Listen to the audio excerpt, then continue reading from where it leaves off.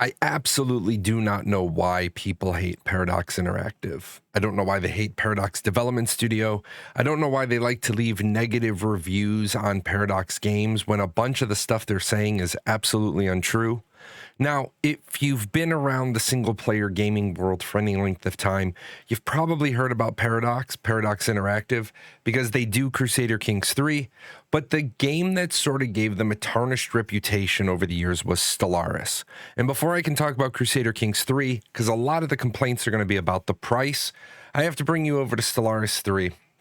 I have to bring you over to Stellaris, and then you'll see you have Stellaris for $39.99. You've got the Galaxy Edition for $49.99.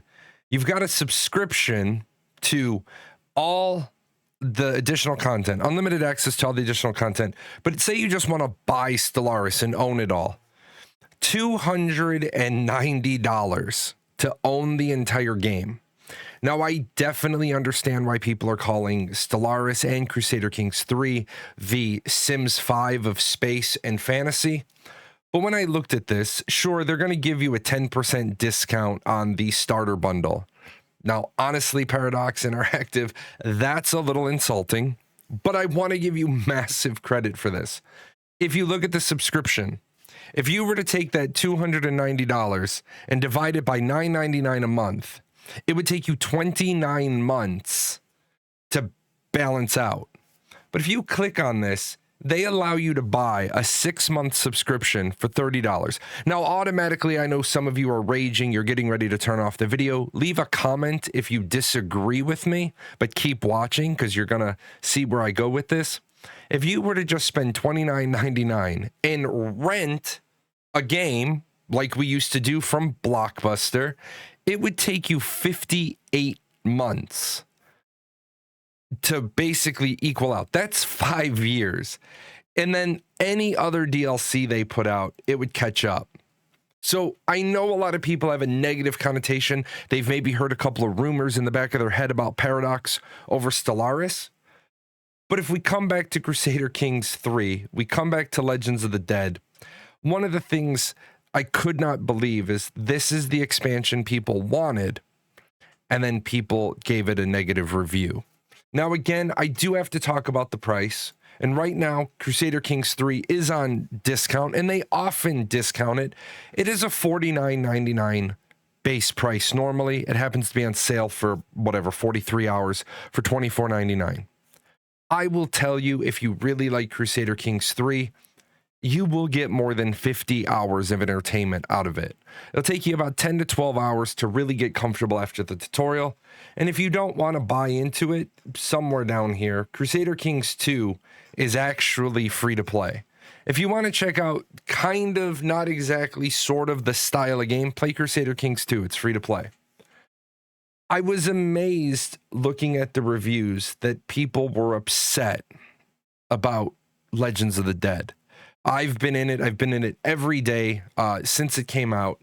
And one of the things I saw was a complaint that says, the DLC politics sucks.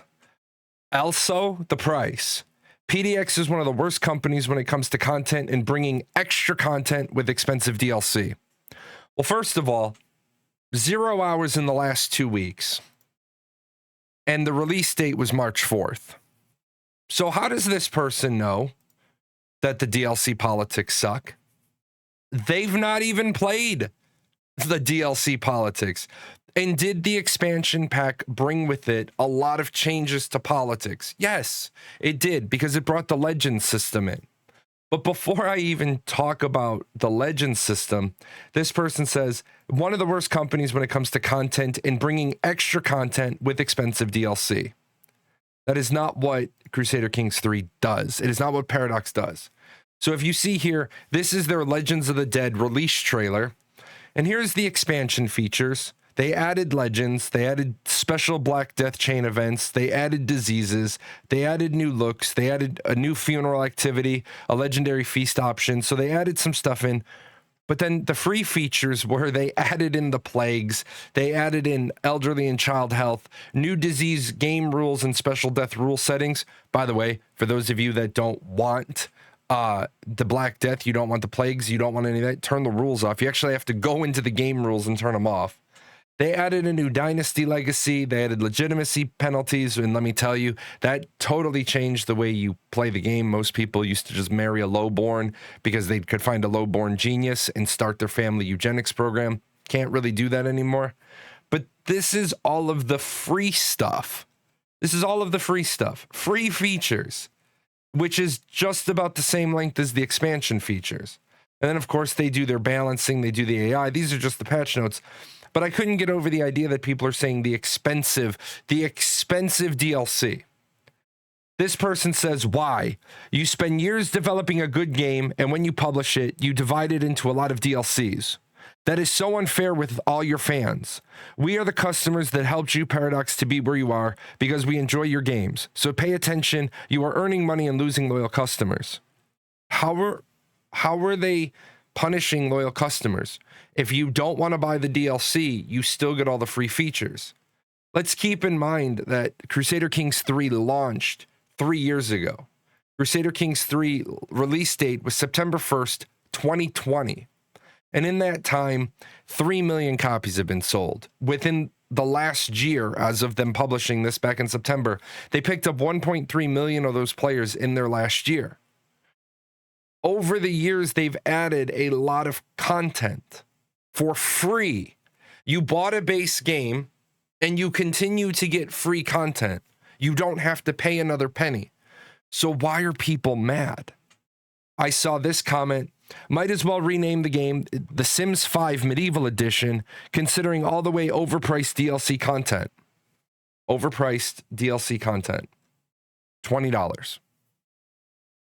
They're asking a portion of the community who want this content to pay $20 to help them continue developing the game that gives everybody who only made a one-time box price purchase free content and free updates.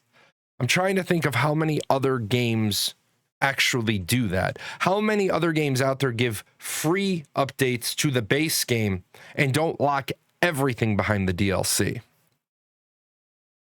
At least The Sims 4 is free to play. Base game is lacking considering the amount of content, but still receives a small amount of free content when there is a new overpriced DLC. $20 is a new overpriced DLC. I guarantee you're going to get 20 hours out of the Legends of the Dead. I've already gotten close to 50 hours out of it since it released last week. If you like these kind of games, go ahead and buy it. It's kind of fun, but definitely don't buy it full price. Not worth it. After 50 or so hours, not my words, the words of a critic of the game. After 50 or so hours, you will notice the game lacking in content. It makes you feel like you actually need some of the overpriced DLC. Okay. So again, posted on March 4th, 0 hours in the last 2 weeks. So hasn't even played the free content, but says you'll actually need some of the overpriced DLC to not get repetitive in every way. So they're saying after 50 or so hours, and the game at full price is $50. What more do video game players want than $1 an hour for their entertainment? Now, if you think $1 an hour is not enough, leave a comment below and let me know what you think you should be paying per dollar of entertainment, because this reaches into our MMORPG discussion of subs. And you pay a $15 a month sub for an MMORPG, how many hours of entertainment are you going to get? Because if you go see a movie at $15 and the movie plus previews and everything is 2.5 hours, you're paying $6 an hour for entertainment. If you buy that same DVD at home or you buy it on Amazon and you spend $24.99 for the Ultra 4K Super Scaled Special Features Edition, you're paying about $12 an hour for entertainment. Is $1 an hour for entertainment not a great deal? And if it's not, you tell me what a great deal is. I saw another individual left a terrible review. I give up with Paradox. My favorite game since I was a kid, but it released in 2020. I'm assuming they mean Crusader Kings and then Crusader Kings II. It's insane. Just take the complete piss out of me. I'm assuming that's fuck you. I'll never play your games again. You have 319 hours on record. You have 0 hours in the last 2 weeks. So you literally came to leave a hate comment on their launch day. You weren't playing before launch. And if you're not interested in playing the game, if you only bought the base game and you got 319 hours out of the base game, isn't that amazing? Isn't that like 6 hours per dollar? That's huge. Why? You spend years developing a good game, and when you publish it, you divide it into a lot of DLCs. That is so unfair with all your fans. They didn't divide the game into DLCs. They built the base game, and they built DLCs after it, and they give free stuff. I can't. And if you have a differing opinion, please leave it so to help me understand. I can't with gamers. I simply can't. At least this person had played in the last 2 weeks. And so they played the free content. Great game, but much like every Paradox game, the game is pretty bare bones and all the meat comes from the DLCs. Giving it a negative review because of the greedy shareholders. What? You've played the game for 65 hours in the last 2 weeks. So that means the DLC you bought was Legends of the Dead, and you got 65 hours out of a $20 DLC, and you're saying the game is pretty bare bones and the meat comes from the DLCs, but you're still playing it? You're still playing it? You had 97 hours of playtime as of the review time, and you've done 65 hours in the last 2 weeks? What more do you want? What more do people want? There's just negative review after negative review, and they're all nonsense. Now, a couple, C2K, Crusader Kings II mechanics done poorly. This is a better bad review. This person actually gets into it, right? Plagues are another new mechanic, which is basically also not that impactful since plague strength isn't that optimized even at full strength. You'll see casualties to the plague in question, but it'll usually fizzle out before even killing 100 people, which is kind of underwhelming. The person hasn't gotten to the Black Death yet, and the impact is impactful. Driving the development of a city back down to 0, that's huge. That is so impactful, driving it to 0. A lot of these people have not experienced the full weight of the system, and they just want to knee-jerk react to it. Painfully unimpressed. I think the plague mechanics are fine, though the base system was added to the main game for free, so you're really just paying for a few extra potential negative modifiers, names of plagues, and one random event. No, that's not what you're paying for at all. That's not what you're paying for. You're paying for Legends. The name of the expansion is Legends of the Dead. They gave you most of the diseases for free. What you're paying for is the Legends system. I'm just so amazed that we're going to hate on a good game. And this is what developers have to deal with. Now, I'm not just talking about Crusader Kings III, and I'm not just talking about Paradox Development Studios, which is Paradox Interactive. I'm talking about we as gamers are pigs. We're pigs. We're shitting where we eat, and you don't shit where you eat. And this is the problem. Yesterday, I reviewed a game, Robin Hood Sherwood Builders. The review is up there in the corner. Is it an amazing game? No. Is the voice AI terrible? Yes. But is it a $30 game that you're going to get more than $30 of entertainment from? Absolutely. People are paying $21 for a burger meal at Five Guys, and you're going to get 10, 15 minutes of enjoyment and some calories from it. But we're literally going to be caustic to Legends of the Dead that only costs $20, and more than half of the content is free. I want to give a shout out to the people who take the time to leave reviews and leave good, meaningful, impactful reviews.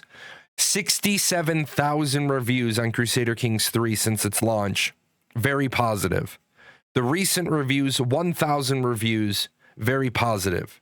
Don't let this mixed review notion scare you on Legends of the Dead. If you watch my show and you know I'm a huge Crusader Kings 3 fan, I will tell you Legends of the Dead is absolutely worth it. The other thing I will say is, yes, this is an absolutely daunting price tag down here at $92.80. It's a daunting price tag. Do you need to buy all of this at one time? No. Do you pick up some of the more, like the flavorful, the visual, the fashions for free? Yes. If you were going to buy 2 expansions for Crusader Kings 3, I would pick up Fates of Iberia, because it is an absolutely amazing game that completely develops the peninsula of Iberia, the Spain, Portugal. Absolutely great. And I would also say pick up Tours and Tournaments. You see, it's the priciest of them. Royal Court is great. Can you enjoy the game without it? Yes. Will some people say it's critical? Absolutely. Is Northern Lords critical? No. Does it add a lot of flavor? Yes. Ever since Northern Lords came out, I play Norse. I get myself involved with Iberia as a Norse Viking. So if you're looking for a game, like I said, if you want to get a taste, if you want to see what the game is going to kind of be like, check out Crusader Kings II. It is absolutely free. It is on Steam. You can check that out. If you kind of like the direction that's going, pick up Crusader Kings III for $24. I promise you'll get more than 24 hours out of it. I will see you guys next time. I'm going to try to go live sometime in the coming week with Legends of the Dead. I'm going to try to do some Crusader Kings 3 playthroughs just to give the game a little bit of coverage.